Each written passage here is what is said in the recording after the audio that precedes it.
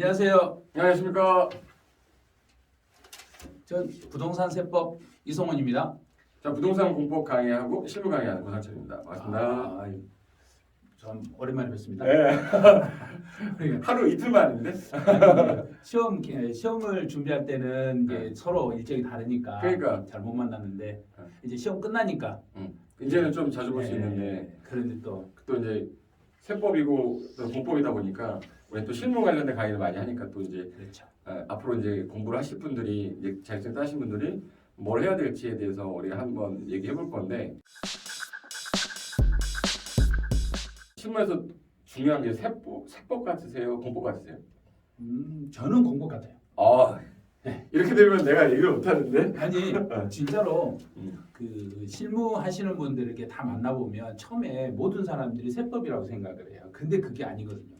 세법을 처음에 하신 분들이 이 사람들이 상담이 왔을 때 필요한 거지. 그렇지. 이제 실무에 투입하기 전에 공부를 배워야 될 건 저는 그래요. 저는 그래서 제가 할 때는 세법보다는 공법부터 배워라. 공법을 틀을 잡아야 그 다음에 세법이 위에서 받쳐준다. 그래서 저는 이제 공법이 좀 더 낫지 않을까 이렇게 생각하거든요. 그러니까 형 말도 되게 의의가 맞는데 제가 이제 개인적으로 저 중개 사무소도 하고 법인도 하는데 처음 오신 분들이 제일 이제 힘들어하는 게 상담을 딱 하면 제일 먼저 물어보는 게 세금 물어보는 거예요. 세금을 뭐 예를 들어서 자기 얘기들 많이 해. 뭐 자기가 뭐 재산이 얼마 있는데 양도세가 얼마 나오고 사주도 안 해놓고 취득하면서 이 아파트 사면 나중에 할 때 양도세 얼마 나오냐 뭐 그것부터 물어본대요. 그렇죠. 근데 실질적으로 이제 우리가 세법 시간에 배웠던 거를 이제 실무에 적용을 해야 되는데 근데 그건 안 돼, 못 해요. 그렇지 않으면 다 상황이 다르니까. 그 제가 이렇게 그 작년에 메가랜드에서 사례로 풀어가는 부동산 세법 실무 해가지고 이 책을 만들어서 이 아래가 이론 잘 돼 있어요. 이론 내가 봤어, 내용을 나도 그때. 사례로 풀어드린 거예요. 그런데 이 사례가 케이스를 제가 다 따가지고 이렇게 물어보는 사람들에 따라서 이런 A라는 사례로 물어보면 대답을 이렇게 해라. 그렇죠. 그런데 수업 시간 다 배운 거예요. 그러니까 다 배운 거잖아요. 입에서 대답이 안 나오는 거죠. 그치 이제 안 나오는 거야. 이게 어떤 사람들 같은 경우는 자기가 뭐 농촌에 집이 한 채가 있는데 그리고 뭐 아버지 집 상속을 받는데 뭐 그러면서 다 그 사건이 다 다르니까 딱 정해진 틀로 얘기할 수가 없는 거잖아요. 근데 살이 잘 나왔네. 조그맣게 이렇게 조그맣게 거래하신 분들은 세법이 궁금할 것 같은데 그런데 진짜로 큰 돈을 벌고자 하신 분들은 공법이 중요하다고 생각해요. 공법 같은 경우.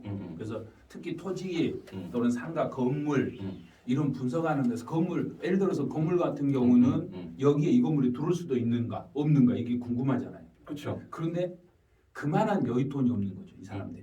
이게 큰 사업을 하고 크게 상담을 할 때는 처음에 공법이라고 봐야죠. 그러고 나서 그게 다 해결되면 그 뒤에서 세법이 그치 마지막에 답변이 되는 거니까.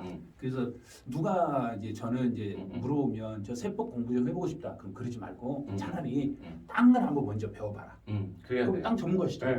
그럼 땅을 어떻게 먼저 배우시는 거예요? 그 이제 우리가 배웠던 공법은 솔직히 시험을 위해서 암기하는 공법인데 그렇죠. 이게 사례가 케이스가 워낙 많으니까 예를 들어서 내가 이제 집이 이제 예를 들어서 상가 사무실을 내가 임대를 할 거예요. 그러니까 제일 먼저 이제 중개사무소를 임대할 때 개설 등록을 하려면 건축물 대장을 뜯어야 되는데 건축물 대장을 어디서 뜯는지 몰라. 이 건축물에 하자가 있는지 없는지 알아야 되잖아요. 그러면 이제 건축물 대장을 뜯어봐야 돼. 근데 그 건축물 대장을 내가 뜯으려면 어떤 분들은 구청 간다고 그러더라고. 지금 현재 대한민국에 얼마나 그 빅데이터 시스템이 잘 돼 있는데 그걸 구청을 간다는 거야. 근데 그게 아니라 인터넷 사이트만 들어가서 엔터만 딱 쳐도 건축물 대장 바로 집업만 넣으면 알 수 있는데 그게 이제 세움터라는 사이트가 있어요. 세움터. 다시요. 세움터. 세움터. 그리고 일사편리라는 사이트가 있는데 일사편리라는 사이트는 우리나라 공적장부 18개를 다 보여주는 사이트예요. 그럼 거기 가면 건축물 대장, 토지용계획 확인서, 그리고 개별공시지가 상승률 다 나와요. 근데 그거를 제가 그 사람들이 이제 못 찾아가잖아. 그래서 제 카페 메인에다가 네이버 치면 네이버에 고상철 치면 제 카페 있거든요. 그 카페 메인 화면에 건축물 대장 보는 곳이랑 뭐 토지 대장 보는 거 다 제가 그 메인에다가 링크 시켜놨기 때문에 바로바로 눌러서 가시면 되거든요. 근데 중개사 처음 시작할 때 그게 진짜 중요하잖아요. 근데 그거를 한 번도 안 뜯어보는 사람들이 공부를 한 거야. 그런데 와서 사무실에 와서 물어보면 세금 물어보면 상담한다고 해서 그게 되나? 그게 안 되지. 그치. 상담하려면 이 자료가 필요한데. 그러니까 어떻게 이게 출력을 하고 어디서 보는지를 먼저 알아야 되는데. 근데 그 건축물 대장을 뜯었는데 지금 내가 하려는 건 중개사무소인데 공인중개사무소가 용도가 뭔지를 분명히 우리는 배웠어요. 건축법 시간에 배웠는데 이게 그 공인중개사 사무소 바닥 면적의 합계가 30제곱미터 미만이면 1종 근린생활시설이고 30제곱미터 초과 500제곱미터 미만이면 2종 근생이고 그리고 500제곱미터를 넘으면 업무시설로 빠지는데 내가 지금 만약에 들어가려는 중개사무소 임대를 하려는 그 건물의 바닥 면적을 봐야 되는데 그 바닥 면적이 만약에 35제곱미터다 예를 들어 40제곱미터다 그러면 12평이거든요. 그럼 40제곱미터면 2종 근린생활시설이에요. 그럼 이제 내가 임대하려는 그 건축물 대장을 뜯었는데 거기에 만약에 1종 근린생활시설로 돼 있다. 그럼 원래 2종 근생으로 용도 변경을 하고 들어가야 되거든요. 근데 이런 것들이 너무 많아서 예전에는 근린생활시설끼리 그 용도 변경할 때는 기재 변경 신청을 건축사한테 부탁을 해서 70만 원인가 뭐 그 정도 내고 했는데 지금은 근생끼리는 이제 신고를 안 하는 걸로 개정이 됐기 때문에 그냥 1종 근생이든 2종 근생이든 들어갈 수가 있어요. 근데 제가 얼마 전에 그 질문을 받았는데 그 건축물 대장에 위반 건축물이라고 써 있는 거야. 근데 위반 건축물이라고 써 있으면 우리나라는 개설 등록이 안 돼요. 그러니까 공인중개사무소를 내가 임대차 계약을 해서 인테리어 다 하고 돈 들여서 마지막 잔금까지 치렀는데 그 다음에 이제 개설 등록하러 사전 교육 받고 자격증 갖고 그다음에 이제 이수증 갖고 이제 그 우리가 이제 개설 등록하러 가려면 건축물 대장을 들고 가야 되거든요. 근데 거기에 위반 건축물 이렇게 딱 써 있으면 개설 등록을 안 받아줘요. 근데 이미 계약금 다 냈고 장 다 치렀는데 등록이 안 되는 거예요. 그러니까 이제 초반에부터 이제 머리 막히는 거지. 그래서 그 위반 건축물이 또 단일 건물 1인 소유의 건물이면은 절대 안 나오는데 집합 건물일 때 이게 공용 부분이냐 전유 부분이냐 위반에 따라 다르거든요. 이 판에는 사람들이 모르니까. 그러니까 공용 부분에 대한 위반 사항이 있어서 위반 건축물이 됐다. 그럼 얘는 공용 부분이기 때문에 개설 등록이 또 나와요. 근데 안 나와. 개설 공용 부분이기 때문에. 근데 집합 건물에 3층 이 사람 A 소유자가 위반해서 이 건물 대장이 위반 건축물이 됐으면 나랑 별개의 건물이고 전유 부분에 대한 위반 사항이면 얘는 개설 등록이 나와요.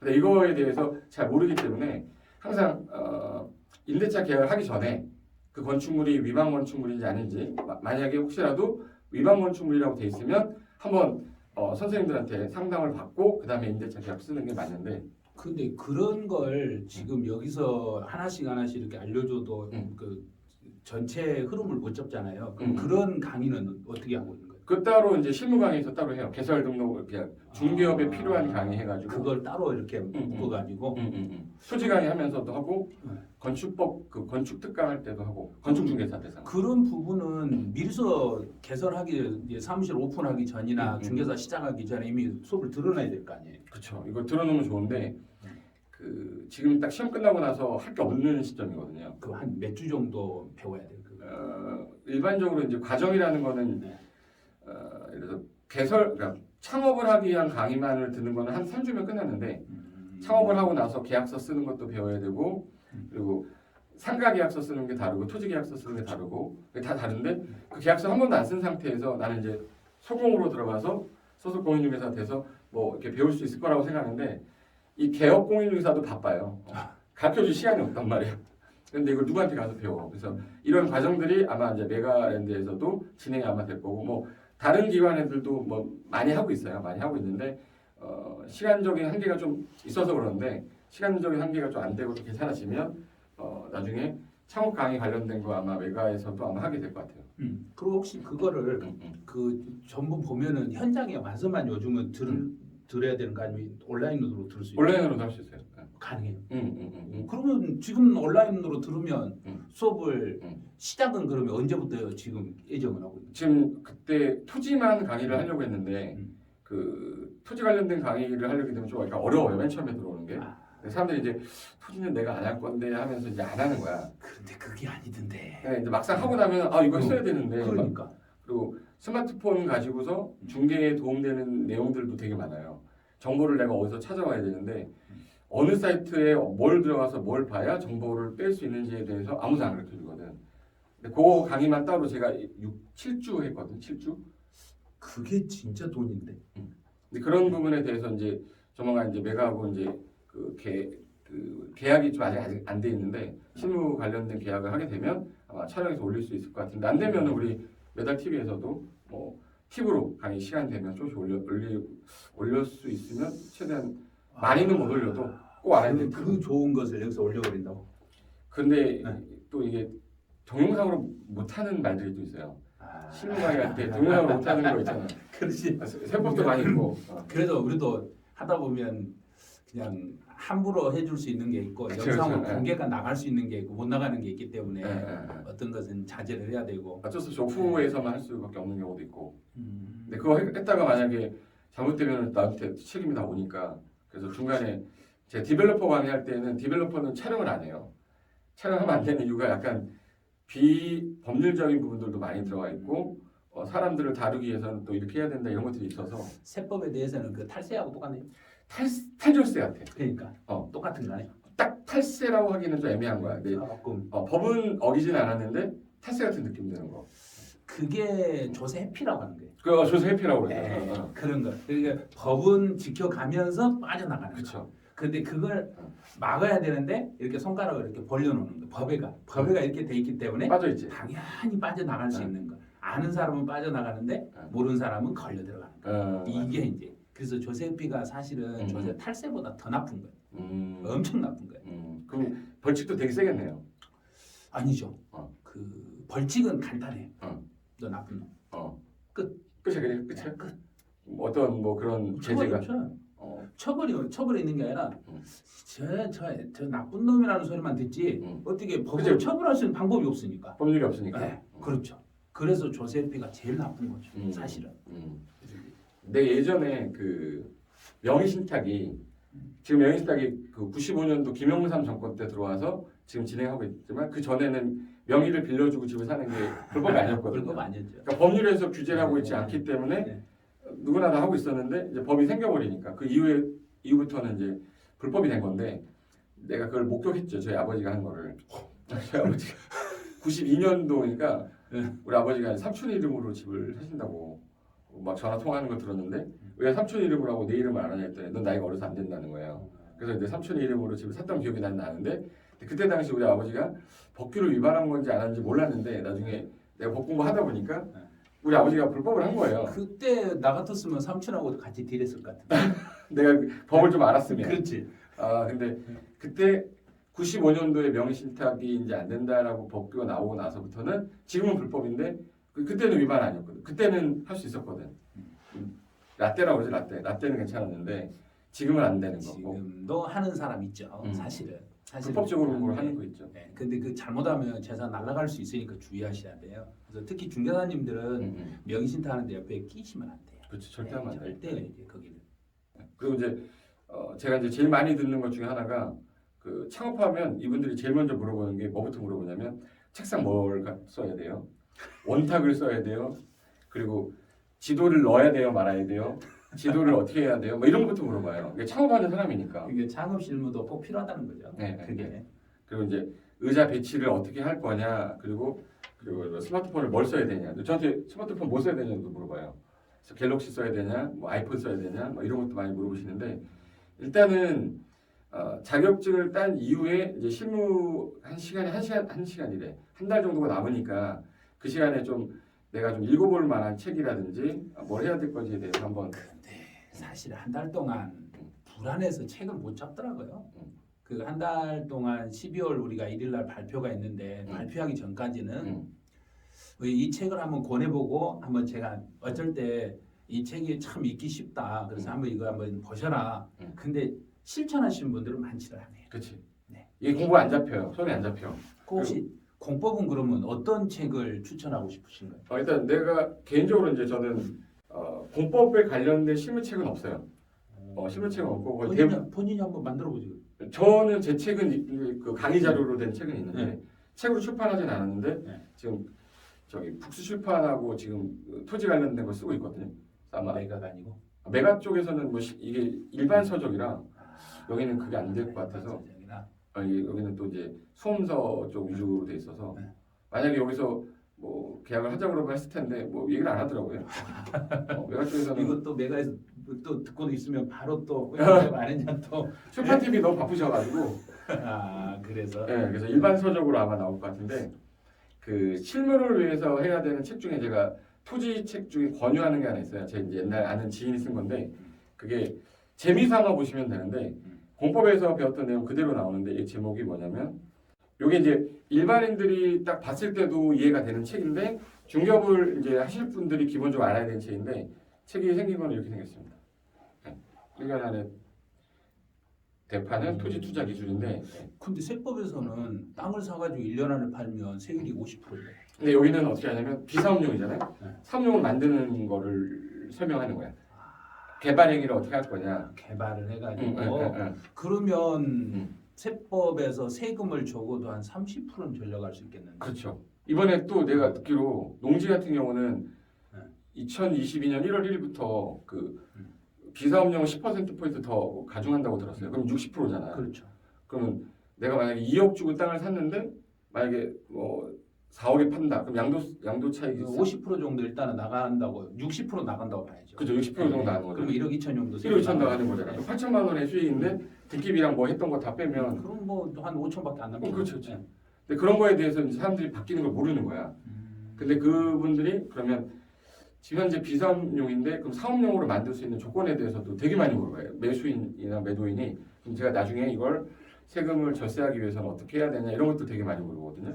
그건 세법에서 비사업용에 해당하는 토지하고 해당하지 않는 토지가 구별이 돼 있거든요. 그렇죠. 구별이 돼 있는데 그거 맞추기 진짜 어려운데. 그러니까 내가 예를 들어서 농지 보니까 농지는 내가 그 지역에 살고 있거나 아니면 그 인접 시군구에 거주하면서 그리고 이제 농지는 농사지면 되니까 농사지면 농지는 되는데 이게 만약에 다른 목적으로 쓴다 그러면 개발행위 허가를 받아서 영업을 하는데 제일 요즘 많이 하는 게 주차장으로 많이 하더라고요. 다 주차장으로 많이 하긴 하죠. 주차장 뭐 네. 그런 걸로 해서 임대해가지고 하는데 어차피 이것도 탈세는 아니지만 자기가 영업을 했다라는 건 정확하게 증명을 하면 뭐 약간 세금을 줄일 수 있다 이런 팁은 줘야 되니까 상담을 할 때 토지 취득하는 분한테 그런 거 해주면 또 나중에 이제 그런 부분은 세법에서 이제 절세하는 방법이 있는데 근데 저희 같은 경우는 그 비사업용은 절세 쪽으로 했다가 나중에 추징이 되면 가산세까지 훨씬 더 나와버리니까 사실은 그런 것을 완벽하게 할 안 수 있는 해주거든요. 방법은 없나? 네, 완벽하게 하는 방법이 없어요. 왜냐하면 내가 많은 이용을 분들이 해주니까. 그 지역에 살지 않으면서 주소만 옮겨놓고 사는 것처럼 꾸미는 사람이 많거든요. 예, 이래서 그게 잘 힘들어요. 나중에 조사도 들어오나요? 그 당연히 조사 들어가죠. 왜냐하면 세금은 비과세하고 감면하고 세금이 줄어드는 부분에 대해서는 반드시 이제 조사를 하는데 그 조사가 최대 10년 정도 조사를 해요. 10년 뒷조사해가지고 10년치 가산세를 다 물려버리기 때문에 근데 가산세가 하루당 0.025%를 물려버려요. 하루당? 네. 와 장난 아니네. 10만 분의 25를 물려버려요. 그러니까 1년에 다 합치면 1년에 그 일자 계산해서 물려버리니까 10년치를 물리면 어마어마한 가산세가 나버린 거예요. 그래서 함부로 저희가 그건 안 해주거든요. 근데 모르는 중개사님들이 이렇게 하시면 돼요. 주소만 옮겨놓으면 돼요. 옮겨놓고 안 살아도 산 것처럼 꾸미시면 돼요. 지금 무슨 소리 하냐. 그 주소가 있으면 우편물도 다 지방으로 갈 거고 모든 걸 가는데 사람이 요즘은 뭐가 되냐면 신용카드가 하도 잘 돼 있기 때문에 그치. 신용카드하고 그 도로교통 그 뭐냐면 도로관리사무실에 차 하이패스 하이패스 움직이는 걸 다 체크해버린 거예요. 그래서 이 사람이 어느 고속도로 통해서 몇 번 왔다가 몇 번 갔다 했는지 다. 그래서 그렇게 탈세를 그렇게 불법적으로 하시는 분들 하이패스를 절대 장착 안 하는 거예요. 장착하시는 걸로 뽑는 걸로 장착했다가 걸려버리면 안 되니까. 그리고 주유를 할 때는 절대 카드로 주유하면 현찰로만 해야 돼요. 그런 것까지 완벽하게 설명을 해야 되는데 아차하는 순간에 걸려버리니까. 그치. 그 상담을 해준 걸로 인해서 나중에 원망은 나한테 들어오는 거 아니야? 원망이 우리한테 들어오니까 안 되는 거지. 그래서 집에서도 서울에 살면서 지방에다 주소를 놨을 때는 서울서 카드 사용하지 말아라. 그리고 출퇴근할 때도 절대 그 패스 찍지 마라. 근데 요즘은 전부 다 우리 오늘 전철로 오셨죠? 나 오늘 사고 봤어. 나는 전철로 오는데 전철할 때마다 제가 패스를 찍잖아요. 그러면 어느 전철역에서 내가 이 시간에 타가지고 어디서 시간이 다 내려가 나오니까. 다 체크가 돼버립니다. 그럼 국세청 직원들이 앉아서 하는 게 그거 체크하는 거예요. 그 요즘은 빠져나갈 방법이 없는 거예요. 그래서 변칙적으로 돌리는 방법은 될 수 있으면 중개사님들이 안 했으면 좋겠어요. 이거는 이건 정확하게. 꼭 기억하셔야겠네요. 그렇죠. 그런 부분은 정확해야 돼요. 그래서 약간만 변칙으로 탈법으로 이렇게 돌려치기 하고자 했을 때는 너무 완벽하게 맞춰내야 돼요. 그런데 거기에 조금이라도 하자가 있었을 때는 국세청에다 체크가 된다는 거. 그거 조심하셔야 돼요. 그건 꿀팁이네. 이게 그렇죠. 그 상담을 하다 보면은 이게 귀결은 다 세금으로 가거든요. 맨 뒤쪽에는 그렇죠. 세금으로 가는데 중개사는 세무사도 아니고, 그러니까 이러이러한 부분이 있다라고 얘기를 잘 해주고 더 자세한 거는 세무 상담을 받고 하셔야 된다고 이걸 얘기하는 것이 당연하죠. 낫겠죠. 그래서 처음에 이제 중개사를 시작하기 전에 세금부터 배우는 게 아니라 공법, 이게 토지라든지 건물이라든지 거기에 부수적인 걸 먼저 배우라는 게 그거예요. 왜냐하면 세법은 제일 마지막에 가서 상담을 하는 거니까. 그런데 많은 분들이 중개사 시작할 때 세법 사례를 먼저 하고 싶다는 사람이 너무 많아요. 그분들은 뭘 잘 모르신 거예요. 지금 큰 걸 놓치고 있는 거예요. 그러니까 세무 쪽에 대한 상담이 많으니까 이걸 꼭 해야 된다고 생각하는 그렇죠. 거죠. 근데 그게 아니라는 거예요. 먼저 바닥을 닦아야죠. 그치. 일단 땅으로 바닥을 닦고 건물 올리고 그 다음에 세금이니까. 그 세금이 제일 위라고. 그래서 제가 강의할 때도 그래요. 세법은 학개론보다 10배 어렵다. 무조건. 그래서 다른 과목 제일 위에 있는 게 세법이다. 그렇지. 그런데 16개가 사람을 장단합니다. 16개가. 그러면 이제 특히 토지 같은 거 처음에 준비할 때는 그러면 어떤 식으로 접근을 해야 되는 거예요? 일단은 토지에 대한 브리핑을 해야 되기 때문에 내가 매물이 들어오잖아요. 예를 들어서 10억짜리 뭐 땅 내가 갖고 있는데 이 땅 좀 팔아주세요라고 이제 매물이 딱 들어오면 제일 먼저 해야 될 일이 그 토지에 대한 매각 보고서, 매물 보고서라고 해서 내가 이제 하나 PPT를 만들든 한글로 만들면 되게 없어 보이거든요. 이 이제 보고서를 만들어야 되는 거니까. 그러면 또 PPT도 많이 작업할 줄 알아야 되네. 그렇죠. 중개사님들이. 기본적인 거는 좀 다룰 줄 알아야지. 할 일이 많네. 그러니까 이게 자격증 따고 나면 하기 더 많은 거야. 근데 그렇다고 PPT를 학원 가서 배우냐? 이건 또 아닌 거거든요. 그러니까 PPT에서 이제 딱 필요한 기능만 몇 가지만 1시간 정도 배우면 다 쓸 수 있거든요. 근데 그 기능을 가르쳐 준 사람이 없으니까 이제 아들한테 배우고 아들한테 던져주고 막 이러는데 근데 걔가 부동산을 모르잖아. 딸들한테. 딸도 마찬가지고 요즘 애들은 컴퓨터 잘하는데 그래서 일단은 뭐 매각 보고서라고 해서 한 장짜리 정도 만들 때 그거에 대한 정보를 내가 가지고 오는 루트를 알아야 돼요. 일단 그 주소지를 받았을 거 아니에요? 주소지를 받으면 그 주소지의 그 땅에 대해서 규제되어 있는 것이 뭔지 우리가 이제 공법 시간에 배웠는데 그 토지용계 확인서 발급 받아서 이 토지용계 확인서에서 규제되어 있는 내용들을 풀어서 설명해 줘야 되고 그러려면 이제 해당 토지는 뭐 예를 들어 100평인데 지금 현재 용도지역이 2종 일반 주거지역이니까 해당 서울시 조례상 여기는 건폐율이 60에 용적률이 200이니까 지금 현재 오래된 이 주택을 뭐 있다면 철거를 하고 새로 지을 때는 어느 정도 나온다. 아니면 빈 땅이면 이런 건축물의 종류가 가능한데 인허가가 나온다 안 나온다 이런 거에 대해서 이제 브리핑 보고서를 만들어야 돼요. 근데 그걸 안 만들면 내가 설명을 해야 돼 일일이. 한 장짜리만 딱 만들어서 주고 보시면 이해가 되는데 근데 그런 걸 중개사님들이 못하시. 많이 꺼려 하시더라고요. 왜냐하면 내가 이걸 한 장을 딱 작업을 해갖고 이제 주잖아요. 그러면 이게 다른 중개사 사무실로 넘어갔을 때 자기 거 물건이 넘어갈 수도 있다. 그래서 주소는 정확하게 안 쓰지. 네. 그래서 용도 지역하고 뭐이고 대략적인 가격인데 전속 받은 거는 다 해도 되는데 전속 안 받은 거 같은 경우는 매물 보고서에서 좀 약간 그 내가 갖고 있다가 필요한 사람이 있을 때만 이제 보여주고 이런 형태로 가거든요. 근데 근데 저는 그렇게 작업을 해가지고 땅 이렇게 브리핑한 사람은 못 봤어요. 못하는 게 아니라 그 사람들이 그걸 몰라서 못하는 거예요. 아 그러는 거야? 네. 기존에 창업했던 선배들한테 조언도 좀 많이 듣고 어떤 중개업을 하시는 분들 모임 있으면 그런 데 모임에 가서 참여해가지고 같이 하는 게 진짜 도움 많이 되거든요. 그러니까 내가 경험하지 못했던 거를 누군가가 내가 물어볼 사람도 없어. 이 중개업이 되게 외로운 직업이에요. 내가 창업을 해가지고 혼자서 CEO가 돼서 이 사무실을 끌고 나가야 되는데 잘 된다고 해서 어디 가다 자랑할 수도 없고 안 되면 하소연할 때도 없고 그러니까 이게 되게 외로운 직업이야. 잘 된다고 그러면 밥 사라고 그러고 술 사라고 그러고 안 되면 누구한테 가서 얘기하면 쪽팔리고 근데 이제 집에서는 뭐 맨날 사무실 처리라고 내가 1억 정도 줬는데 뭐 가져온 거 가져온 거 얘기했고. 없고 그러면 스트레스 받는 거예요. 그래서 이제 저는 전문적인 좀 과정들을 한번은 경험을 해보시고 창업을 하는 게 좀 좋지 않겠나. 그렇죠. 그래서 제가 처음부터 이야기한 게 처음에 세법부터 배우려면 안 된다는 그러니까. 거예요. 그래서 많은 분들이 세법을 먼저 배워야 된다 이렇게 생각을 하는데 그래서 저는 세법은 아마 연초 1월 달에서 3월 달 사이에 배우는 게 제일 좋을 거라고 생각해요. 왜냐하면 세법은 12월 말에 되면 개정이 되니까. 그래서 1월 달에서 3월 정도에는 세법을 배우고 그다음에 지금 10월 달 시험이 끝나고 11월, 12월 이때는 토지라든지 이제 창업 실무라든지 상담 중개 이런 것들을 배워 놓으면 그다음에 이제 연계가 이제 나중에 그걸 배워 놓으면 세금으로 연결이 되니까. 그렇죠. 마지막에. 네, 이렇게 세금하고 연결시키고 이런 작업을 해야지 처음부터 세법부터 달라들면 이건 다른 걸 토지 아주 진짜 내가 중개사 시작을 오픈하려다. 그럼 오픈하려 했을 때 계약서 한 번도 안 써보고 그리고 사무실 문을 열었는데 저도 이제 중개사 사무실 가보면 제일 먼저 문을 딱 열고 들어갔을 때 이 사무실이 화사한가 썰렁한가 분위기가 내가 왠지 한 발을 딱 디뎌가지고 발을 딛고 들어가고 싶은 사무실인지 왠지 문만 열고 거기만 이렇게 삐쭉해보고 문을 닫고 싶은 사무실인지 이런 게 느낌이 오거든요. 그래서 어떤 사무실은 문을 딱 열면 나도 모르게 그냥 쑥 들어가는 사무실이 있고 또 어떤 사무실은 문을 딱 열고 멈추돼가지고 못 들어간 사무실이 있고 그럼 왠지 구조가 안 맞는 거예요.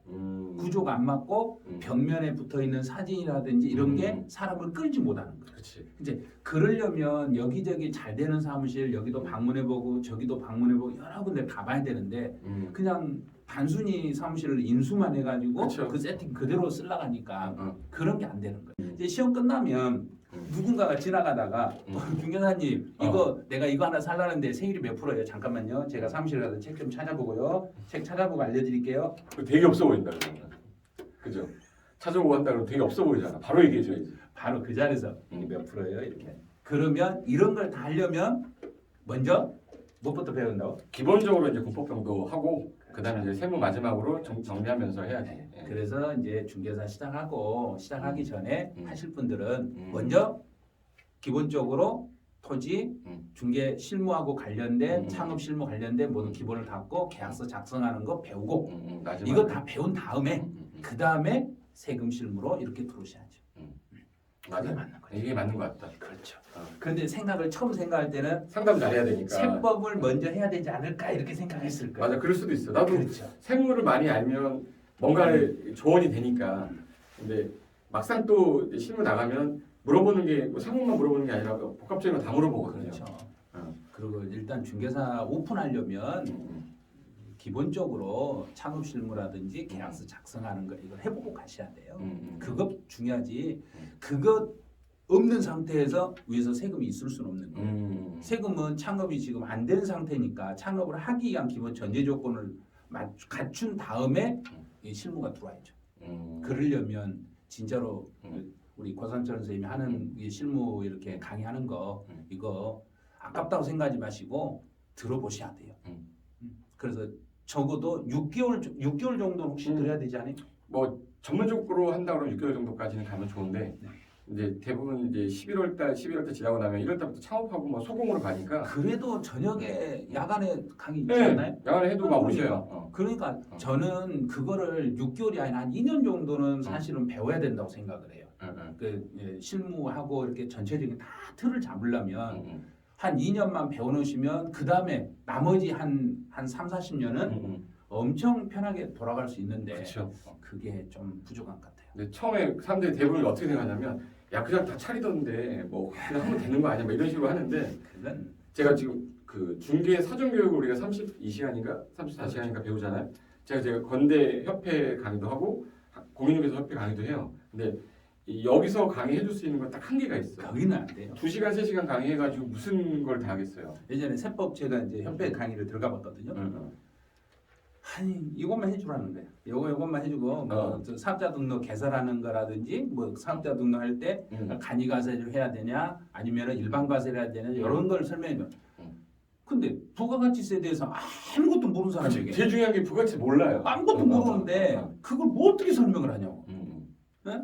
할 수 있는 방법이 없는 거예요. 그래서 부가치세가 시험법이 없잖아요. 없죠. 그러니까 부가치세 얘기하면 사람들이 아무것도 모르는 거예요. 그래서 이제 상속증여세가 끝나면 부가세. 부가가치세 중에서 사업자 등록을 개설할 때 일반 사업자로 냈을 때 간이과세로 냈을 때 좋은 점, 안 좋은 점 이런 것들을 또 그것도 그것도 이제 유튜브로?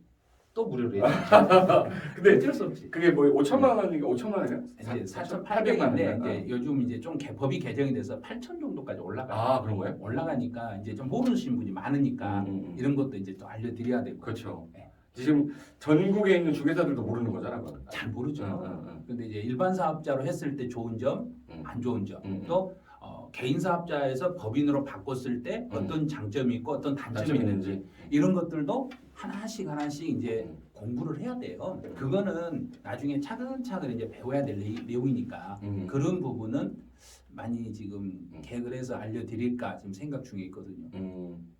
그럼 제가 이렇게 많이 계획을 한다. 그럼 우리 PD님이 엄청 고생하시. PD 눈이 갔는데요, 맛이? 그래서 일단 중개사 합격하시고 가만히 계시지 말고 여기저기 찾아보고 교육도 많이 들으시고 교육 받고 적어도 한 6개월 정도 이렇게 받아 놓으신 게 도움이 될 거고 저는 이제 세법은 내년 1월 달에서 3월 사이에 그때만 이 실무 교육을 실무 강의를 받을 수 있으면 이제 현장에서 받을 수 있으면 받으셔도 좋고 아니면 온라인상으로 촬영해 놓은 게 있으면 들으셔도 되니까 그거는 세법은 현장에서 배우든 온라인으로 배우든 똑같다고 봐요. 그렇죠. 상담을 하는 거니까. 근데 이제 공법은 안 그럴까? 실질적으로 막 찾아봐야 되고 찾은 거에 대해서 현장도 가보고 현장 가서 브리핑하는 거 어떻게 하는지도 배워야 되고 또 실측도 해야 되거든요. 그래서 전 자 갖고 다니는데 거리 재는 자가 있어요. 이렇게 레이저로 재는 것도 있고 이게 한 4만 5천 원이면 사거든요. 여기 높이가 몇 미터고 장 들어간 높이도 내가 알고 있어야 예를 들어서 냉장고가 뭐 좀 큰 건데 들어가냐 안 들어가냐 이런 것도 물어보거든요. 그래서 이제 중개업을 창업할 때 필요한 물품들이 있어요.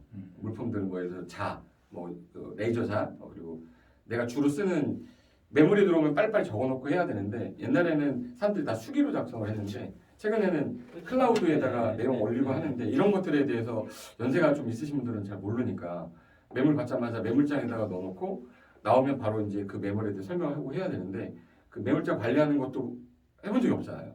가르쳐주지도 않고 자격증을 따셨고 내가 이제 앞으로 이제 이 창업하는 데 있어서 앞으로 되게 많이 걸림돌이 있을 거예요. 6개월 안에 폐업하시는 개수가 8,000개, 한 해에 창업하는 개수가 10,000개 정도 기준인데 그러면 창업을 한 사람이 10,000명인데 폐업하는 사람이 8,000명이면은 평균적으로 봤을 때 2,000개가 살아남는다는 얘기인데 뭐 기존에 있던 분들이 뭐 폐업하시는 경우도 있겠지만 내가 그 2,000명 안에 들기 위해서는 얼마나 큰 노력을 해야 되느냐 그것도 되게 중요한 거거든요. 중개사 합격했다 해서 놀지 마시고 일단 12월 1일 전까지 기본적으로 읽어야 될 책 같은 걸 한 번씩 봐주시고 그리고 기다리시면 1월 달부터는 전문적인 이제 교육 과정으로 들어올 수 있으니까 그때 또 이제 교육 과정에서 배워야죠. 네, 그래야죠. 맞아. 그리고 형님, 교수님 그 유튜브 있잖아요. 유튜브에 그 실무 관련된 내용들 좀 보시고 전 제 유튜브에 옛날에부터 이제 실무했던 강의들이 샘플 강의로 올라가 있어요. 시간적 여유가 남을 때 그때 시간 내서 계속 좀 보시고 그다음에 정규 강의 하게 된다 그러면 그때 또 다시 뵐 수 있었으면 좋겠습니다. 자 그러면 이제 정규 과정이라든지 실무 이렇게 하는 과정에서 거기서 또 뵙기로 하죠. 네. 자, 수고하셨습니다. 좋습니다.